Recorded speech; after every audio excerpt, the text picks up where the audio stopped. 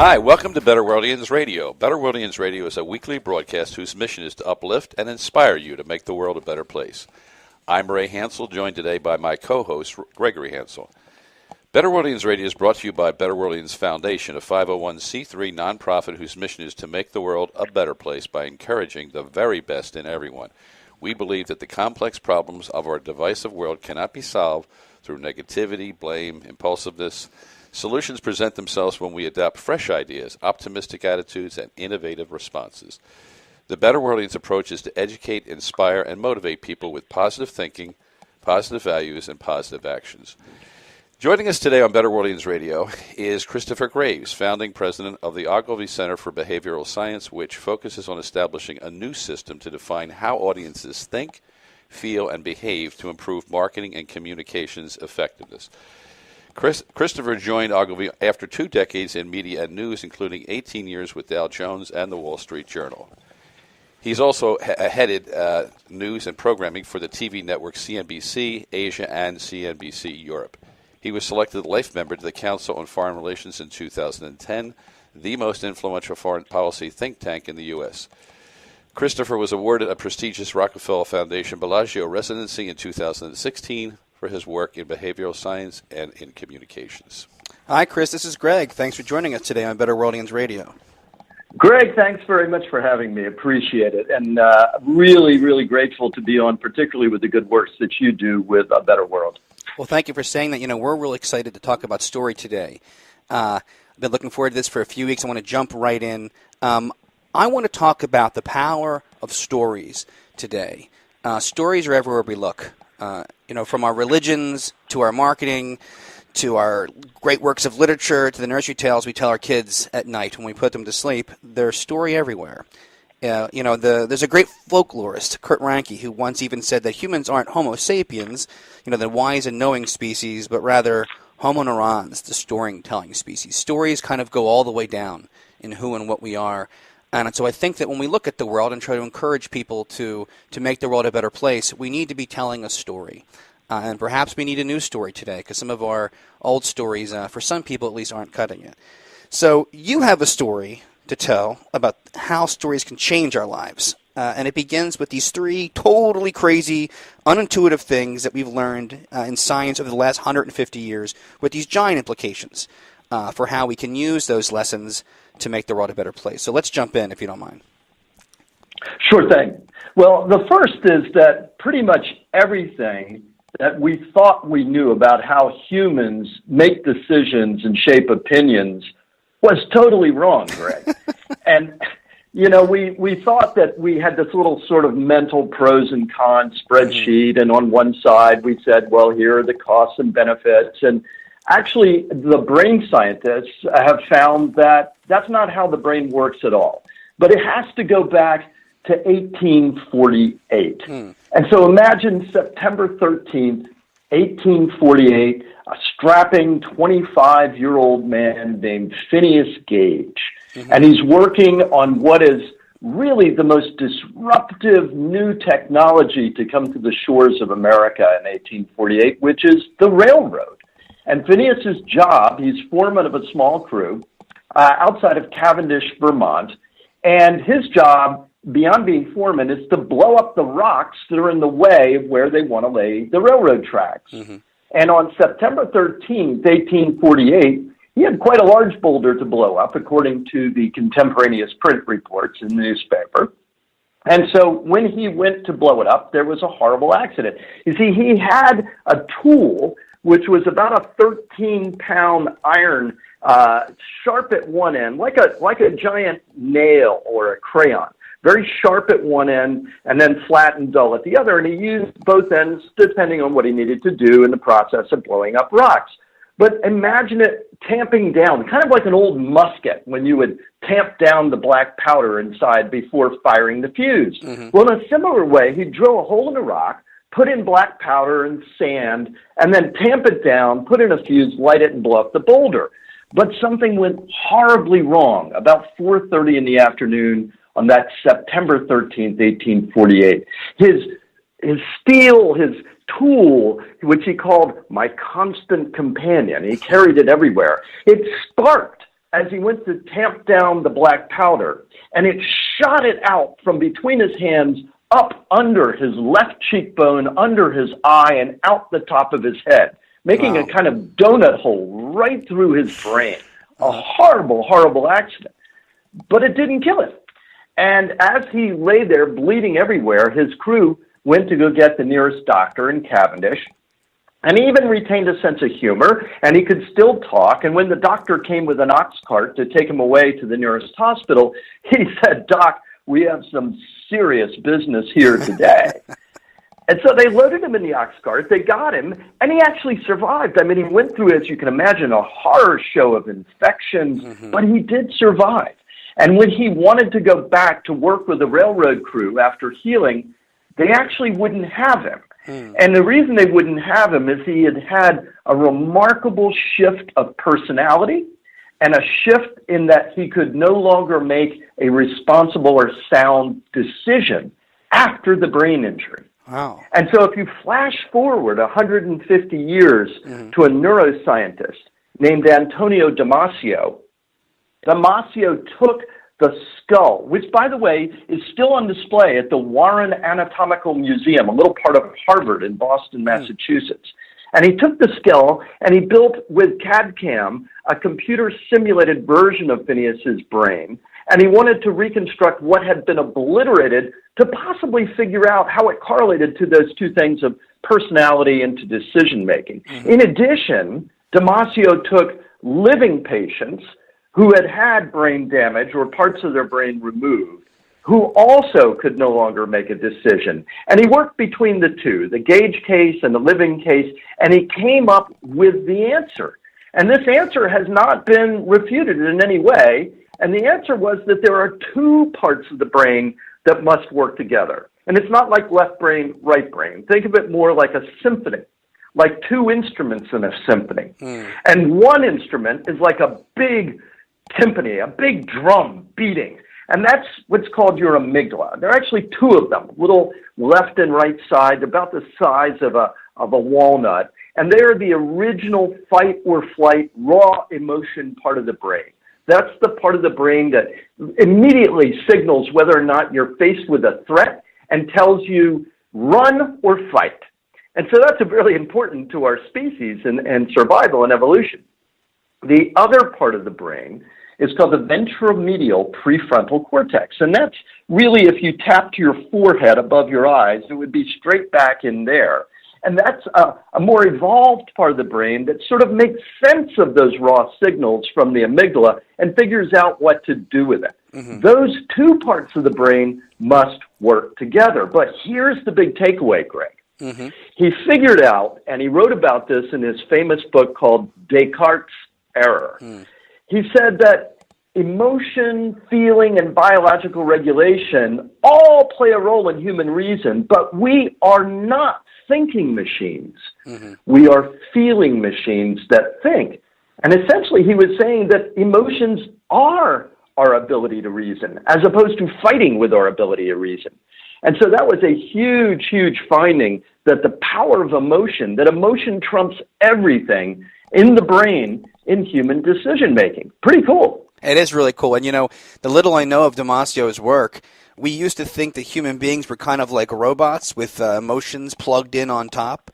And from what I understand, you know, he's overturning that completely and realizing that we are, at our core, emotional beings, and that, you know, the ability of emotions to move us and to change our rational minds is fundamental. Absolutely. And this is the whole birth of behavioral economics, which, you know, Richard Thaler just won the Nobel Prize for, but he wasn't the first for behavioral economics. Daniel Kahneman, back in 2002, also won. And by the way, Daniel Kahneman was never an economist. He was a psychologist, which must have been awfully frustrating for the economists looking to see who won. Interesting. So we know that we are emotional all the way down, right at the core of our beings, right there in our neurowiring. What's the next thing we learned? I know there's something else that was totally wrong that we found out in the last 150 years. Well, one thing that was totally wrong on the heels of that was how you change somebody's mind. And you witness this every day in polarized America today. It doesn't matter what side you're on, by the way. This affects all human beings. And that is this, that we thought in changing somebody's mind, you basically take the evidence, stack up the evidence, the facts, demonstrate the evidence to the other party and say, aha, now there you go. And instead, in a number of experiments, one of which I'll tell you about, the first granddaddy of them all, showed a horrible backfire to that technique. This is a professor named Charles Lord. It's 1979, and he is creating the seminal experiment. Now, it has a very scientific name, and then I'll translate it. The scientific name was biased assimilation and attitude polarization, the effects of prior theories on subsequently considered evidence. If you were meeting somebody like over lunch and you were to describe that, what he's really saying is, I wanted to measure to what degree I change your mind if I show you evidence you're wrong. And so in doing this, he discovered an amazing thing, that basically the more buttoned down, the more rigorous, the more fact-based your evidence, the more people reject it instead of embracing it. And it's because it turns out, as many psychologists and neuroscientists have gone down this field, it has a number of names. The overarching name is called motivated reasoning. The principle or the effect is called the confirmation bias. Sometimes you hear about filter bubble on your news feed on Facebook, for example. And all it really means is that humans are wired only to accept the evidence that confirms what they already believe. And if they're shown evidence that, to the contrary, it makes them not only very uncomfortable, they may get angry, and they actually, according to Charles Lord's experiment, go farther out a limb in the original direction they were headed. So rather than pull them to the center for a compromise, you actually polarize people by showing them more facts and evidence, which, wow, you look at that and you think it explains so much, because as you have more facts, evidence, information, not only on TV and cable TV, but in social media and podcasts, well, don't hope that it's going to pull people together in some remarkable overlapping Venn diagram. Right. Instead, it continues to polarize us. But that also led to a little sliver of hope. Well, let me jump in there just because, I think it's so fascinating. And I mean, anyone that's spent any time on social media knows what you're saying is true. You get into these ridiculous arguments when, someone says, you need to do your research. And, of course, the other person goes, no, you need to do your research. And then it's, you drank the Kool-Aid. No, you totally drank the Kool-Aid, dude. And the only one making hay is the Kool-Aid man. There's this attempt Absolutely. to just convince people by throwing facts at them. And now we don't know if we can trust the facts. And even if they are real facts or someone else's facts. And, it doesn't go anywhere. Greg, even to the degree that you now have, for example, Facebook and others trying to create algorithms that'll warn you if what you're reading is fake news. Now, if that so-called fake news actually confirms what you already believe, the tests show you don't believe the fact checkers. You think the fact checkers are on the take or in the camp or in the tank for somebody who disagrees with you. So there's the notion that you can use a dispassionate algorithm that can be the adjudicator of all things fact versus fake actually probably won't work either. Yeah. Because if I see that and it doesn't agree with what I deeply believe and what I keep reading from all of my friends and my tribe, I'm going to think that the fact checker is actually part of the corrupt system. And that's what you see too, whether it's the Pinocchios or PolitiFact or whatever they are, you'll get very partisan reaction to the fact checking. Yeah, it's fascinating. So you mentioned hope, and I think we need some hope right now. So there is some hope. And for listeners there for your podcast, I would suggest you go read the works of a couple of scientists who are doing marvelous work in a field called narrative transportation. Wow. Now, it's called narrative transportation because it's kind of like Star Trek in the transporter room. It's transporting you.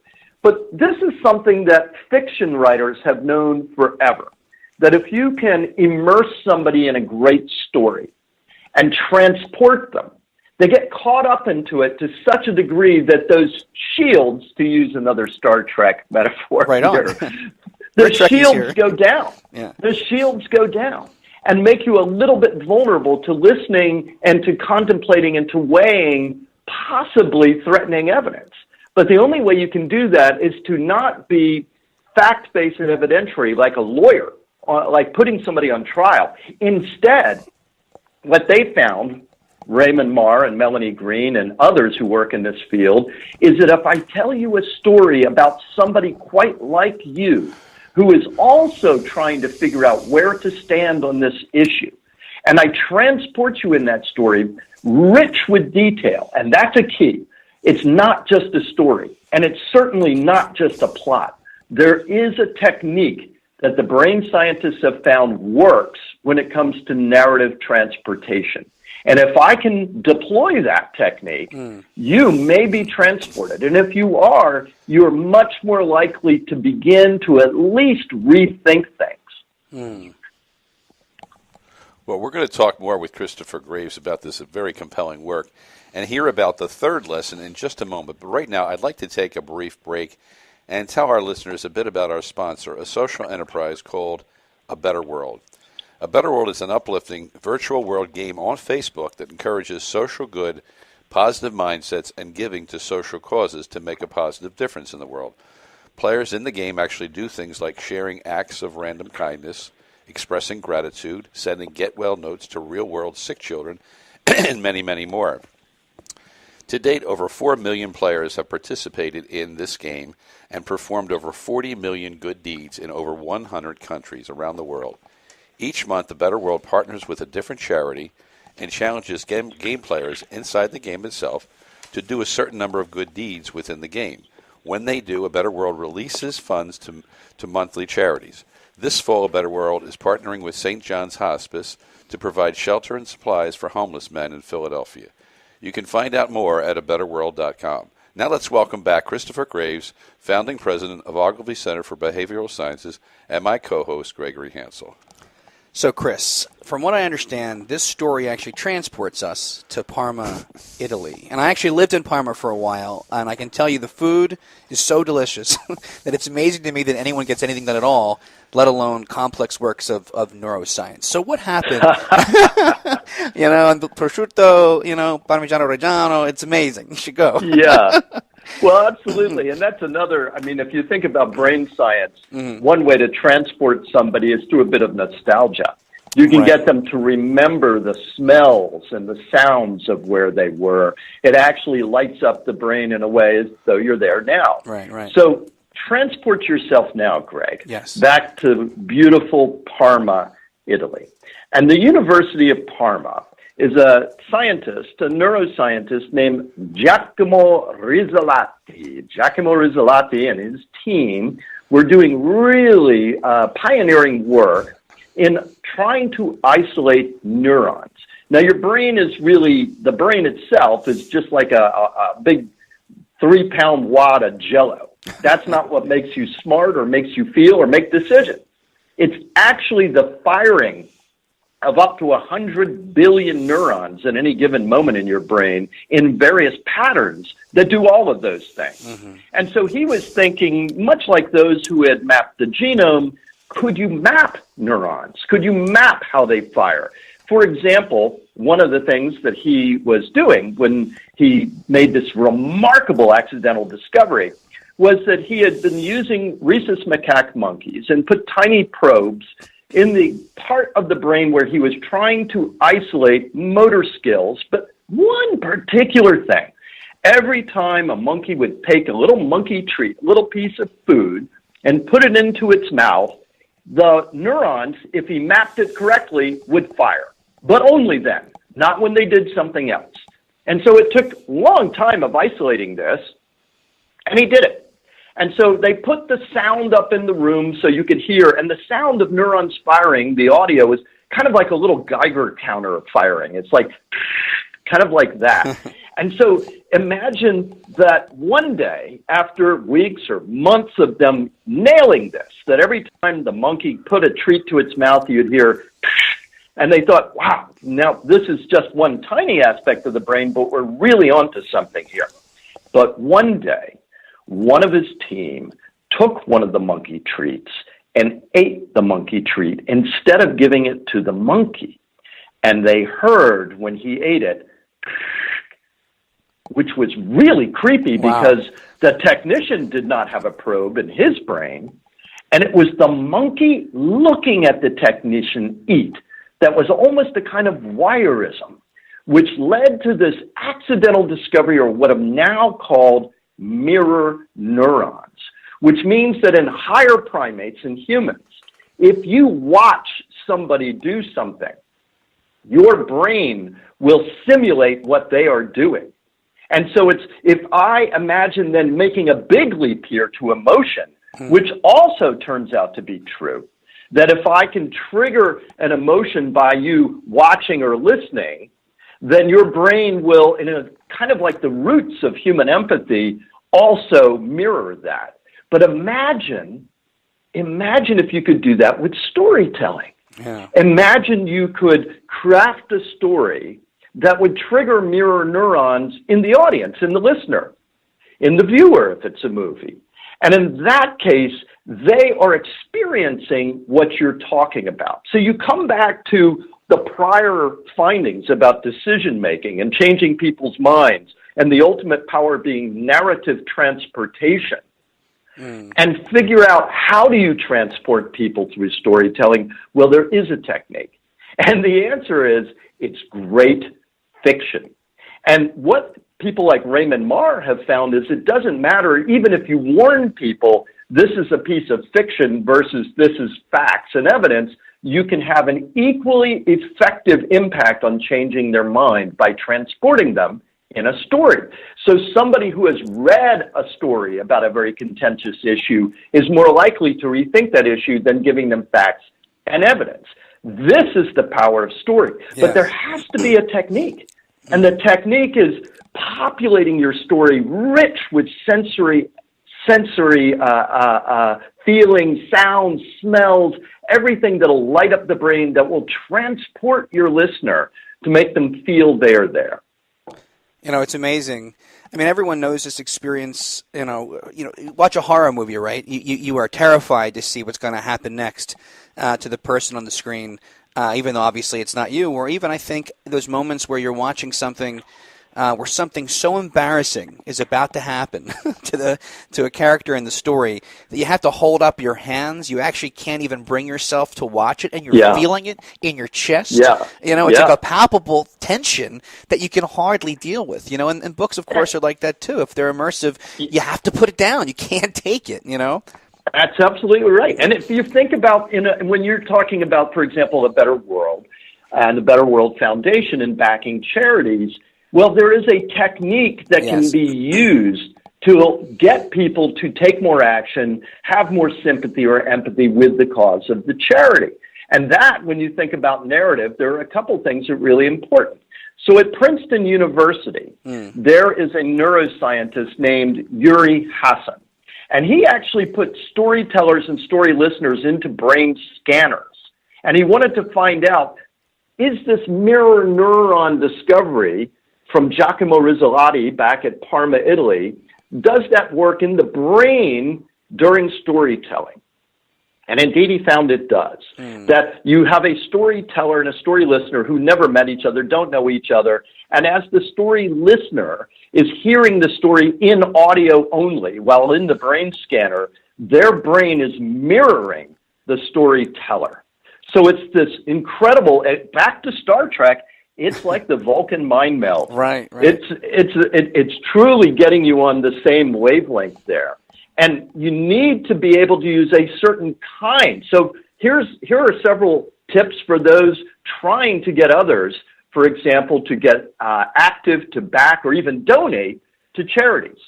One, you need to tell the story about a single human being. There's a behavioral science principle called the identifiable victim effect.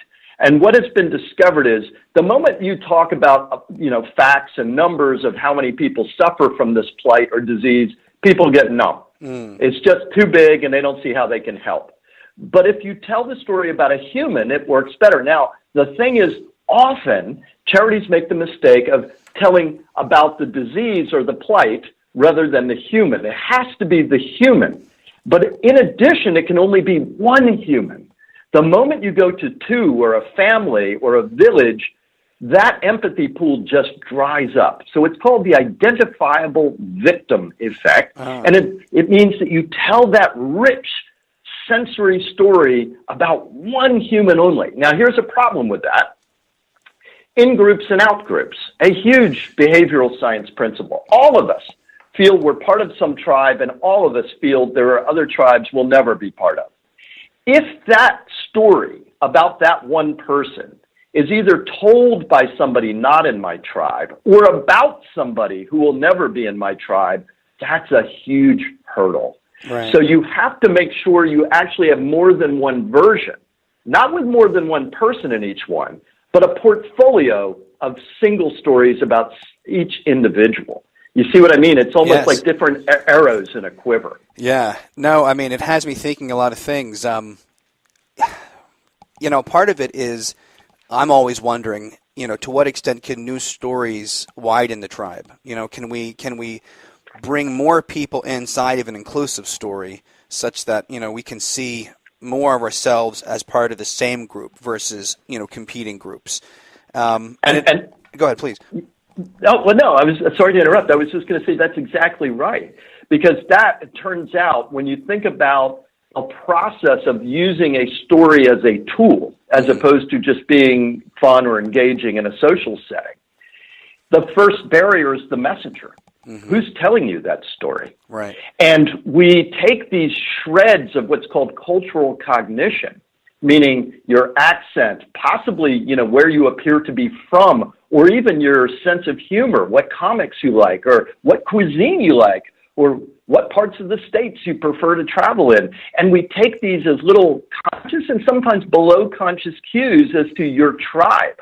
And if I think you're from the enemy tribe, I kind of shut down on your story. Yeah. So messenger becomes hugely important in this. That's fascinating. And, we do with how people dress. I mean, we make an instant snap judgment based on how someone dresses and what you think that says about them. And, obviously sometimes it means you understand how to address them better, and sometimes it just means you immediately shut down what they have to say, or at least categorize it in a place where it's something that you don't fully trust or you don't think you can identify with, or et cetera. Absolutely. And we dress usually because we're kind of trying to fit in and signal as well. It's not by accident. I mean, one of the great ironies is with fashion amongst very young people. It's often plays to their notion of being rebellious or individualistic, and yet they look identical in a mass uniform. That's right. But it makes them feel. It's kind of like, again, if I'm not quoting Star Trek, I'm quoting Dr. Seuss. And if you think back about the story The Sneetches, where some had stars on their belly and others didn't. And the ones who did not have stars on their bellies felt horribly left out by the tribe who had stars on their belly, until a man came into town with this incredible machine, and he would charge them tons of money to put stars on their bellies so they could be just like the others and fit in with those who have stars on their bellies. It was really a kind of societal story of haves and have-nots. And so when those who did not have stars suddenly became kind of nouveau riche with stars on their bellies, the ones who had stars paid the same man to take the stars off their bellies because they did not want to be part of the same tribe. Right. This tribal thing is so deep and so powerful and so destructive.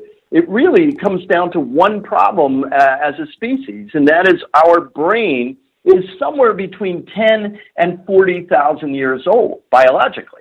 But I got to tell you, Twitter and Facebook and social media really wasn't the same 40,000 years ago. so our current environment has far outrun the speed of our brain to adapt to it. And that creates these gaps in how we behave. Yeah. Well, it brings up another point to me, that there's a neutral aspect of the power of stories, right? They can be used for good or for ill, for a better world or a better weapon. People can weaponize stories and use stories and the identifiable victim to exclude so many people. or stories can be used for good. We can use stories to try to include more people in our tribes, to grow our tribe, to help us maybe even try to think about the fact that maybe we're thinking about ourselves in a tribe and notice that and try at least somehow to get out of it, however temporarily. What do we do with that? Well, at the Ogilvy Center for Behavioral Science that I've launched, we really see this as a huge opportunity to reinvent marketing. And when I say marketing, we do a lot of work around, government work around public policy and health, but we also do commercial work, of course. And taking all of those things that we've just talked about, how humans make decisions, it's all based on emotion. How you change minds, well, you do it through narrative transportation and this immersive sensory story experience. But also, there's something called cultural cognition. And we talked about how difficult it is if you mismatch the messenger with the tribe when you're telling a story. Well, this is what we need to understand. And this is great research that's coming out of Yale University. They have something called the Cultural Cognition Project, led by a wonderful scientist there named Daniel Kahan, Kahan, not Kahneman, but Kahan. And really what they've put together is an evolution of some prior research, and it explains so much about why we don't get each other today in American society. And here's what it looks like. Just picture drawing a big X, a big cross on the paper, two axes, a vertical, a y-axis, and a horizontal axis. Just draw a big cross on a paper. Now, at the very top, you have people who are known as hierarchical. These are people who just believe the world works better when there's a clear, strong boss in charge and a clear sort of pecking order. Whether it's military or it could even be an organization. Who's the president? Who's the vice president? Who's the secretary? Who's the treasurer? They feel that things work better when there's a clear, unapologetic hierarchy at play. They also tend to believe a lot in free markets, the power of business when it's not overly regulated. They tend to be more nostalgic, and they respect law and order and tradition and their grandparents' stories about how things used to be. Those are more hierarchical. Down at the very opposite, at the bottom of this cross, is egalitarian. Well, of course, it's just the opposite. These are people who said, look, who died and made you king? You're not the boss of me. And they're never going to accept a world that's overly hierarchical. They believe everything should be a kind of consensus, committee-driven debate on things. It's not right, it's not wrong, it's how you see the world. Now, that's that vertical y-axis. Now, think of that x-axis, that horizontal line. On the far left, you have individualists. These are people who think the world works best when we as individuals take accountability for our actions, and we as individuals make our own fate. We don't let anybody do anything for us, and we don't look for handouts. On the far right are communitarians who think if you're part of the human race, you have to care about other humans. That's what makes you human. Right. You've got to care about the Rohingya in Myanmar. You've got to care about Bangladesh, even if you can't spell it or have never been there. Right. And so if you think about this grid, this graph, we all can be mapped against it, each one of us. And we don't really move very much when we have these worldviews. Yeah. If you frame the issue in a way that somebody from each worldview accepts it as part of their identity. Now, it sounds a little bit like pandering, but it's really empathy. You're reframing the issue so they get it, and so it doesn't attack them. They're more predisposed to engage. And this took place in an experiment in Southeast Florida, because you have those hierarchical individualists who worry that whenever anybody is talking about climate change, that they're really just trying to tax you if you're an entrepreneur, right, or over-regulate you.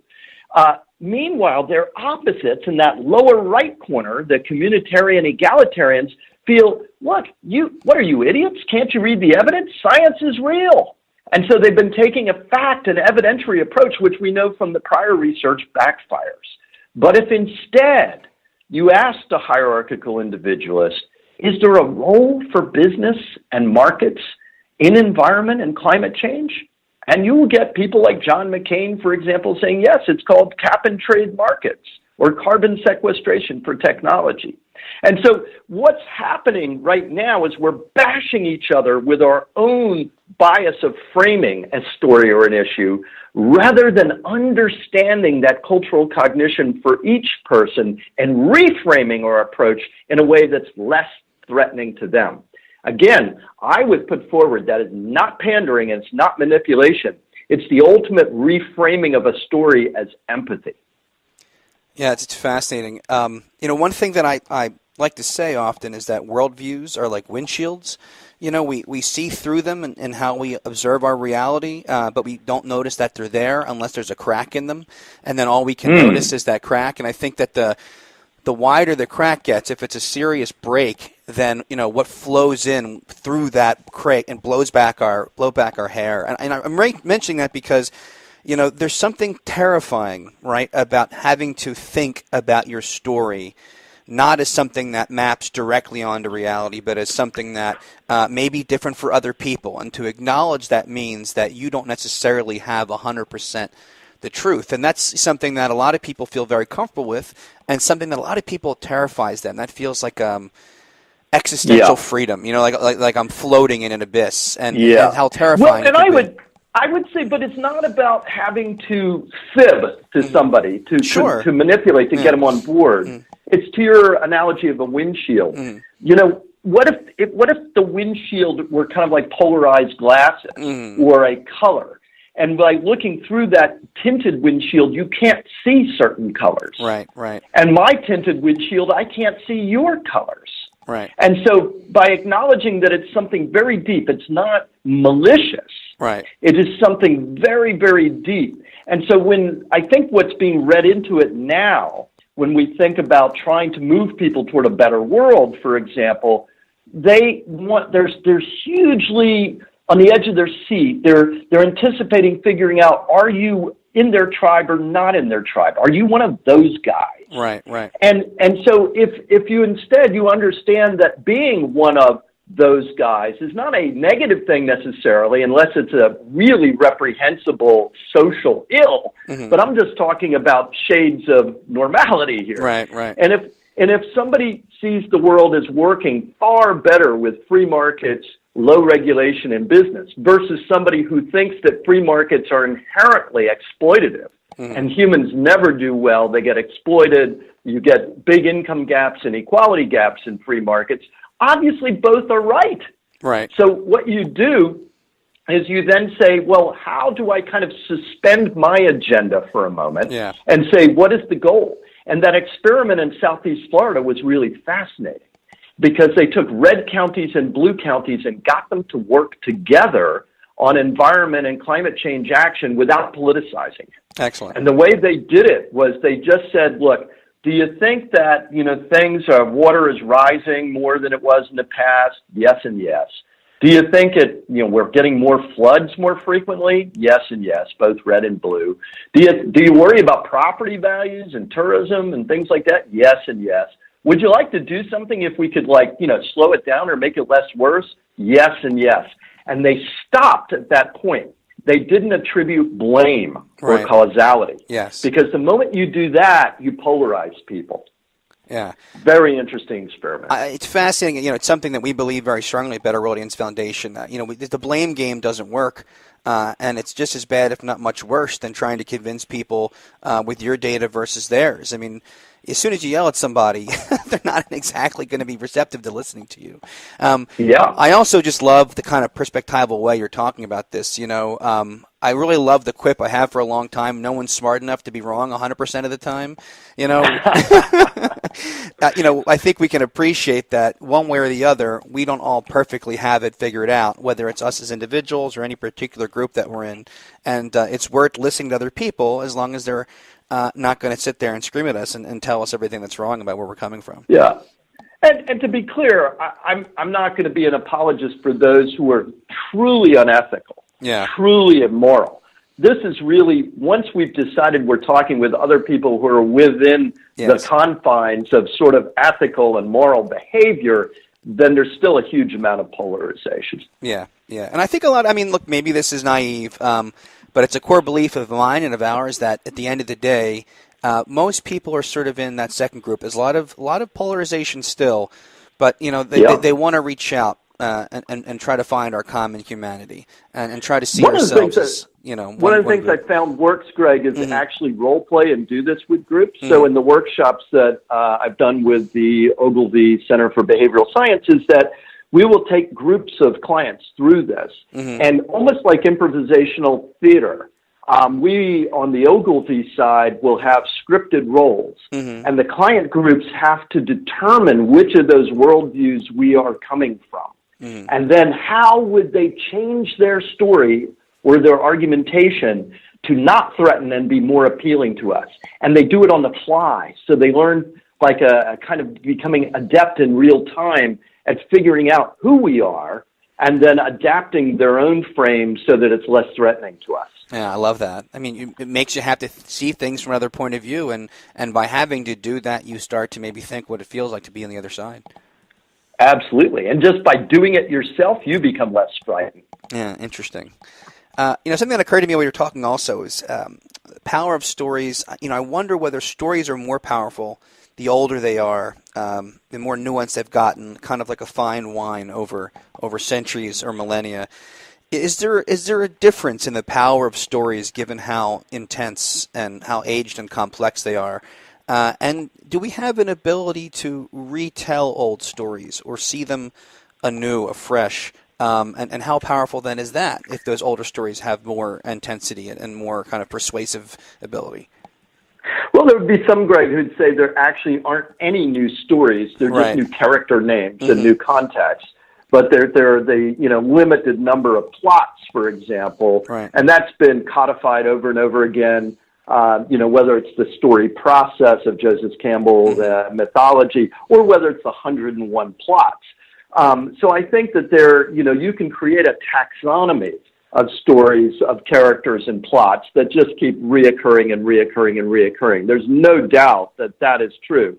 Now, whether one is more powerful because it seems to be something that, you've heard your parents, you've heard your grandparents, you've heard the clergy talk about it. Yes, because there's something called the mere exposure effect. And with humans, the more you repeat something with humans, the more it becomes real and believable. Now, there's an insidious side of this as well. Sure.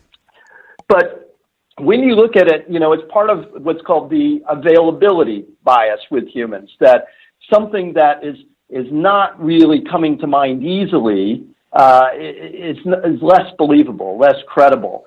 Something that comes to mind instantly without me having to exert any effort at all seems to be the right answer. And so when you have stories that are passed down and passed down and passed down and repeated and repeated and repeated, people do tend to, from an evolutionary, even below conscious level, seem to think, yeah, that's probably right. I've heard that so many times before.